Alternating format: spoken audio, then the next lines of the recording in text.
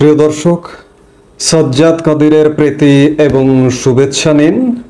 এই মুহূর্তে আপনাদের সামনে কথা বলতে এসেছি। আবারও মার্কিন তৎপরতা কি বেড়ে গেল, এই প্রসঙ্গটি নিয়ে আপনাদের সামনে কথা বলবো। 2024 সালের 5 অগাস্ট আওয়ামী লীগ সরকারের পতনের পর মার্কিন তৎপরতা, মার্কিন উপস্থিতি বাংলাদেশে ব্যাপকভাবে ছিল। সামরিক, বেসামরিক কর্মকর্তাগণ, বিশেষ করে বাইডেন প্রশাসনের, এটি অক্টোবর পর্যন্ত অত্যন্ত নিবিড়ভাবে প্রতি মাসেই প্রায় 2-3 বার মার্কিন যুক্তরাষ্ট্রের প্রতিনিধিরা বাংলাদেশে আসতেন এবং বাংলাদেশ থেকে যেতেন পর্যন্ত। যেমন সেনা প্রধান পর্যন্ত মার্কিন যুক্তরাষ্ট্র ভিজিট করে এসছেন। নভেম্বর মাসে যখন মার্কিন যুক্তরাষ্ট্রের নির্বাচনটি হয়ে গেল 5 নভেম্বর, সেই নির্বাচনের আগে থেকে নির্বাচনের পরবর্তী সময়ে বাইডেন প্রশাসন পরিবর্তন হলো, মার্কিন তৎপরতা বাংলাদেশে খানিকটা কমে গেল। তবে এ কথা বলে রাখা ভালো যে মার্কিন যুক্তরাষ্ট্রের পররাষ্ট্রনীতি বা নীতি নির্ধারণী বিষয় খুব একটা পরিবর্তন হয় না।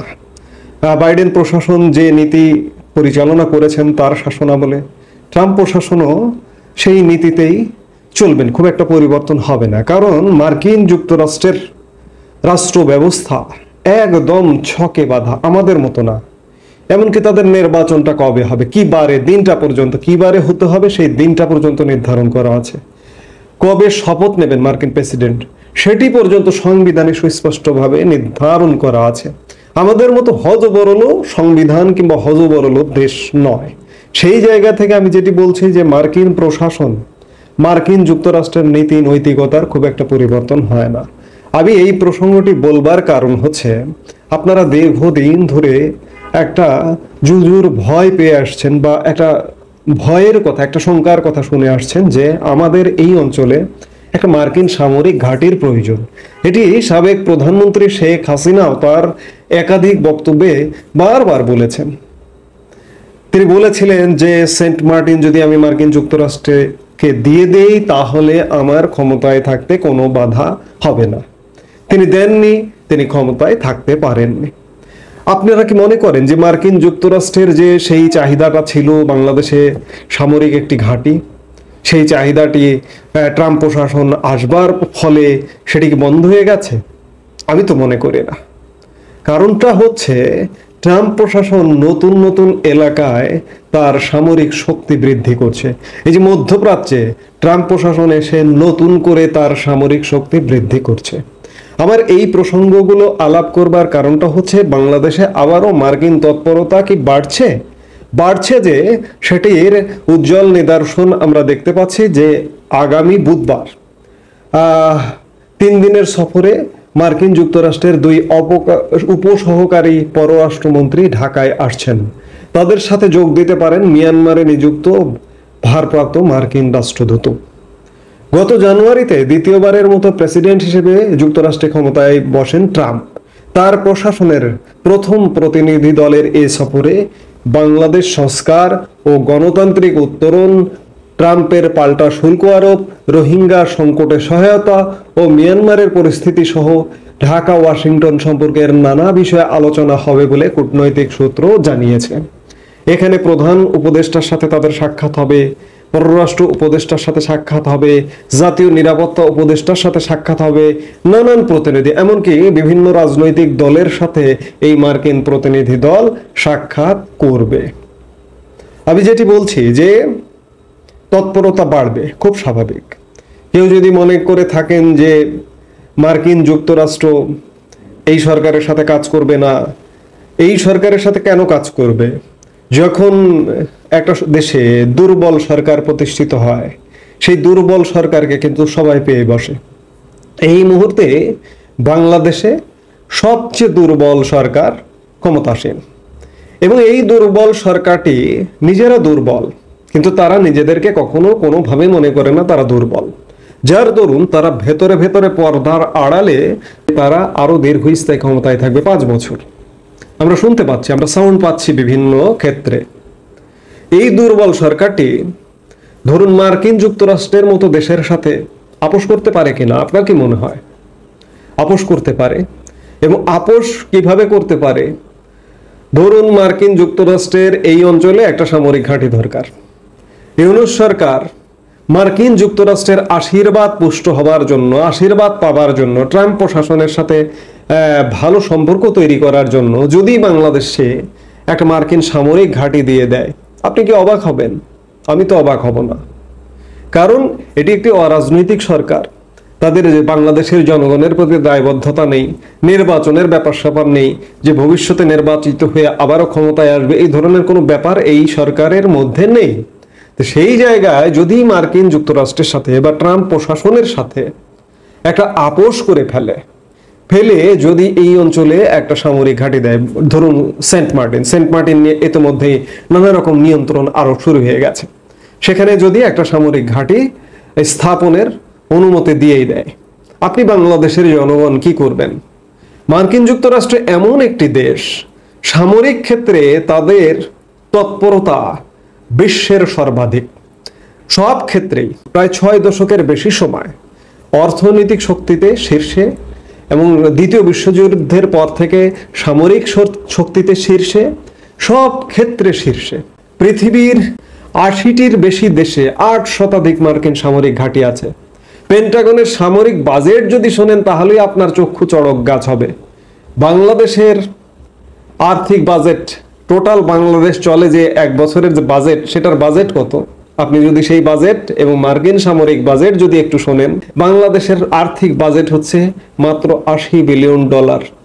আর এক মার্কিন সামরিক বাজেট, পেন্টাগনের সামরিক বাজেট 2024 সালে ছিল $886 বিলিয়ন, প্রায় $900 বিলিয়ন। একবার চিন্তা করেছেন? এবং সারা পৃথিবীতে জালের মতো সামরিক ঘাঁটি আছে, পৃথিবীর প্রায় উন্নত দেশগুলোতে আছে, মধ্যপ্রাচ্যের দেশে দেশে আছে। এই যে মধ্যপ্রাচ্যে যে পারিবারিক এক প্রকার রাজতন্ত্র চলে, শুধুমাত্র মার্কিন যুক্তরাষ্ট্রের সাথে আপোস করে চলে। সবাই তাদেরকে পেতে দিয়েছে যে আপনারা সামরিক ঘাঁটি করুন। উন্নত দেশগুলোতে আছে, জাপানে বলুন, জার্মানিতে বলুন, যুক্তরাজ্যে বলুন, ইতালিতে বলুন, আর মধ্যপ্রাচ্যের সব দেশগুলোতে তা আছেই। আমাদের এই অঞ্চলে নেই, আমাদের দক্ষিণ এশিয়ায় সামরিক ঘাঁটি নেই। আমাদের দক্ষিণ পূর্ব এশিয়ার থাইল্যান্ডে আছে, ইন্দোনেশিয়ায় আছে, সিঙ্গাপুরে আছে, ফিলিপাইনে আছে। কাজেই আমাদের এই অঞ্চলে দীর্ঘদিন ধরে তাদের একটা সামরিক ঘাঁটি স্থাপনের পরিকল্পনা আছে। আপনি যদি মনে করেন যে বাইডেন প্রশাসন চলে গেছে, বাংলাদেশ বেঁচে গেছে, আমিও বলেছি যে বাংলাদেশ বেঁচে গেছে অনেকটা, সেই তৎপরতা খানিকটা কমেছে। তবে ওই যে সামরিক ঘাঁটি, সামরিক নীতির ক্ষেত্রে মার্কিন যুক্তরাষ্ট্র হঠাৎ করে পরিবর্তন হয়ে যাবে, এটি ভাববার কোনো কারণ নেই। কাজেই যেহেতু বাংলাদেশে একটি দুর্বল সরকার বিরাজমান, এই সরকার দেশে আস্থায় আসবার চেষ্টা করছে।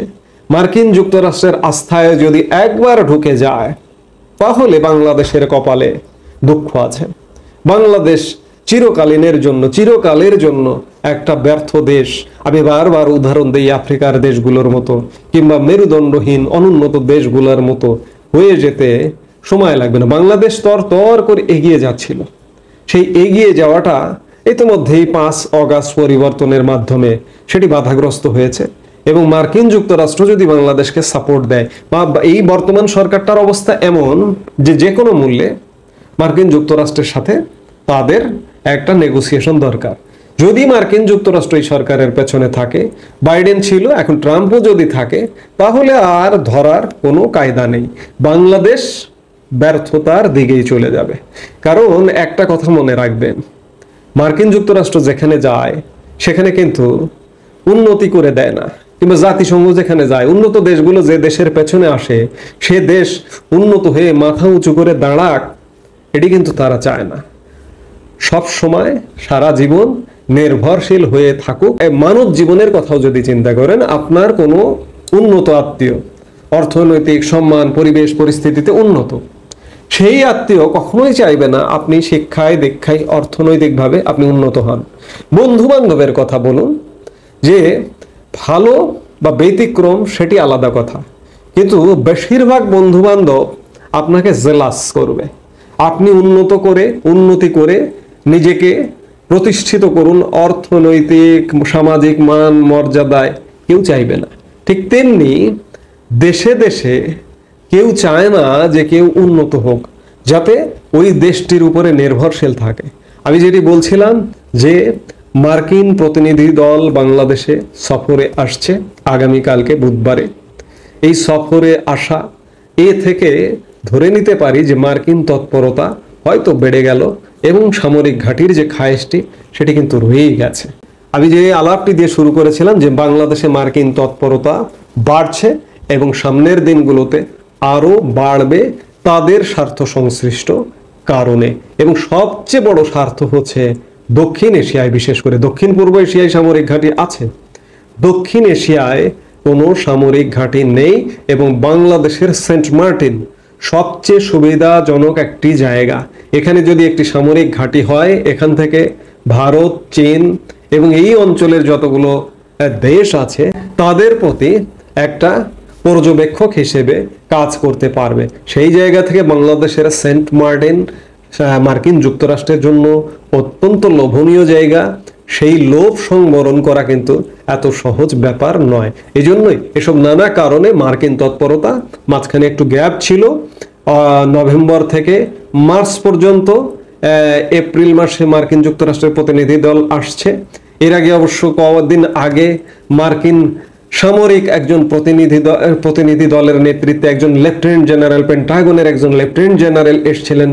মাত্র একদিনের ম্যারাথন সফরে সেনা প্রধানের সাথে সাক্ষাৎ করেই তিনি চলে গেছেন। কাজেই মার্কিন তৎপরতা বাড়বে এবং মার্কিন সামরিক ঘাঁটি স্থাপনের যে চিন্তাটি এটি কিন্তু বন্ধ হয়নি, এবং এটি শেষ পর্যন্ত এই যে দুর্বল, এমন দুর্বল সরকার যদি থাকে এবং এটি যদি দীর্ঘস্থায়ী থাকে এবং দীর্ঘস্থায়ী থাকবার জন্য প্রয়োজনে আপোষ করে ফেলবে, এতে কোনো সন্দেহ নেই।